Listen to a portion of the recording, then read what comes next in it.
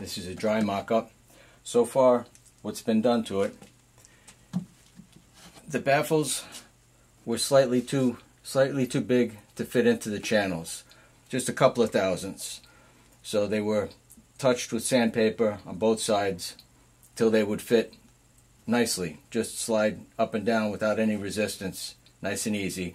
And I fit each baffle to each slot to each board. The number up on the top here means this is the top of the board. I have the number on the side and then the baffles numbered so that they all go back into the same spot. Ideally, it shouldn't make a difference. They should all fit in there, but because it was necessary to fit each baffle into each slot, I feel better knowing that they're all going to stay that way throughout the entire assembly. Everything's been cleaned and cleaned and cleaned, wiped down with a tack cloth, and then assembled to this point to ensure that everything fits nice and square. And indeed, everything is square all the way around. The last one, this piece was a little bit too big. It's easier to try to fit the baffle beforehand. What I need to find out now is with the other piece assembled on top of it, is it still going to fit in nice and square? And again, this was just a couple of thousandths. It was not a big deal, but when you're looking for that honeymoon fit, you work very slowly and deliberately so that you're taking off so many strokes on this side, so many strokes on the other side, keeping everything nice and square the way it's supposed to be. And now the next thing to do is to put the dowels in place, put the other half of the baffle in there, and ensure that the whole thing will lift in and out the way it's supposed to. The dowels that I got were a little bit long. They've all been cut down to size now. You can glue them if you ever want to. It's not necessary. They're just used to locate the two pieces together. The length on these is a little bit more than 1 inch. Check the depth of your hole and fit the pins accordingly. I don't know how much of a variance there is in the manufacturing. Everything seems to be fairly consistent, but still make sure there's no dust in the holes and fit each pin, and make sure that everything fits together dry before you go putting any glue on it. Okay, glue spread, a little heavy-handed with the glue, and I use this to wipe the surplus off of the brush. Everything's coated. The witness marks are here and here, so I know I'm putting it on the same way. There we go.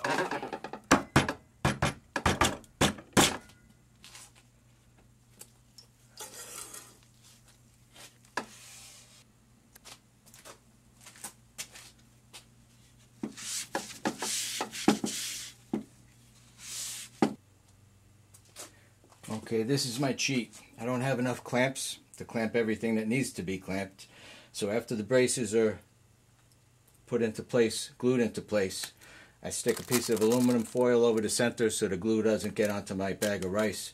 I drop a bag of rice into the center, smooth it out with my hand to make the surface reasonably level, and then I have a bunch of these blocks of metal that I stack up on top. And it's just weight. Whatever. If I didn't have these, I'd find something else. The weight up on top of here is adequate. These are nice fits, enough weight to hold them in place, and then the sides come up around, and I have enough clamps to hold the sides in place. I don't have enough clamps to go top to bottom, so after all the sides are glued in, I'll put a board across the top and put cement blocks up on the top there to weight down onto this joint. The tape here started out as my thought was just to make it easier to clean up any glue that squeezes out. What I found though is that it was helpful in keeping me focused on what needed to have glue applied to it before it was assembled. Here there's no gap, I just need to do the channel.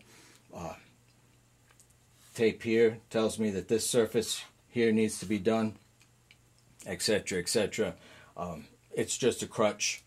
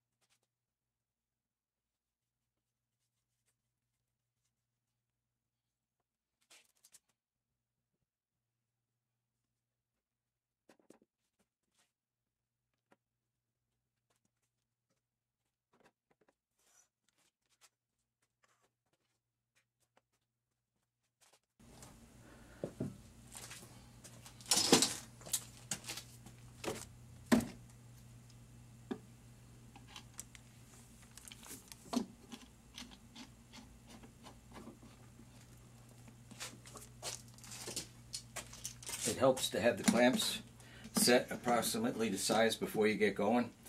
This way you don't have to fumble around so much when it's time to tighten everything down.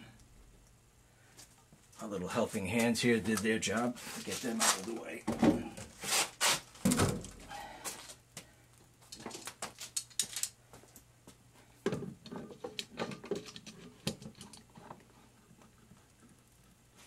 Just snug all the clamps to start with.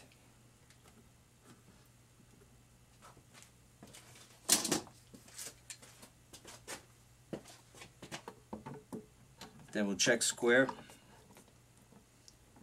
And when it's going to be square. It keeps coming up square every dry assembly, and the last one was the same thing, but still, it's best to err on the side of caution. Any big glue squeezes, get out of the way.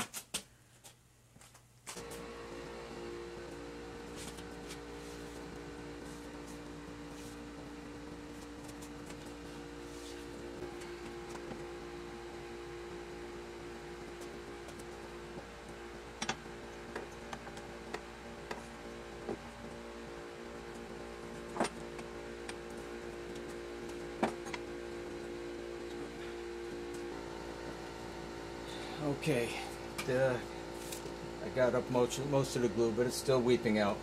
Every few minutes I'll be wiping something off. What I didn't show you, and it was just to save time, is I put the bag of rice and the weights inside the center to hold the baffle down. Once all the weight was on the center, I took this and went around gently on the top of each one just to make sure it was sitting completely, and it was. I also checked the measurement between the edge and the top of each one, see that they're uniform. Once the bag of rice and all the weights went in, I put the baffle in upside down. The small side of the baffle is sticking up here. And then loaded all of these blocks up on top, and I can see glue squishing out all the way around. So that's all set. And before the baffle went on, I also set this little block kitty corner and went around and tapped just to make sure that everything was sitting.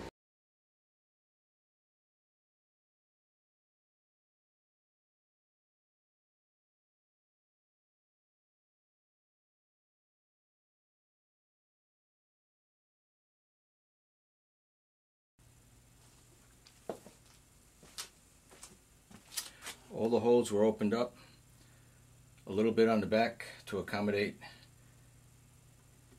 the width of the T-nut and a little bit of epoxy. The MDF and the drill, they bite. So as you're doing it, if you decide to give that a try and haven't done it before, you need to just touch and be ready to pull up as you go around. Simple enough, enough said there. This, I got a picked up 8/32 screws with a larger head. The T-nuts come with an Allen. You could probably put a small washer underneath here, but these will fit nicely into the drivers. It gives me the extra width here that I'm looking for, and what my intention is to bring this upstairs. Now, I verified that it doesn't matter how the T-nuts are oriented. There's plenty of meat all the way around here for them to bite into. I'm going through, this is going to be, the baffle is going to be put back onto the driver the same way it was when it was drilled, making sure that all of the holes line up again and orienting it as we did before with a little bit of epoxy will be put around the base of the shaft. It'll be put underneath and the screw started, and as soon as I feel it beginning to bite, that's good enough. I'll have them all like that before I bring any of them home. That way I know that they're all going to line up. This epoxy has a 1-hour working time to it. There may be other epoxies, whatever you're accustomed to using. This, the biggest thing that this has going for it as far as I'm concerned is I have it. I don't need to buy it. I keep it around the house along with JB Weld and a number of other adhesives. But this gives you a real nice work time, and it'll bite onto wood and metal. It'll do what I need it to do, and I don't have to go buy anything. So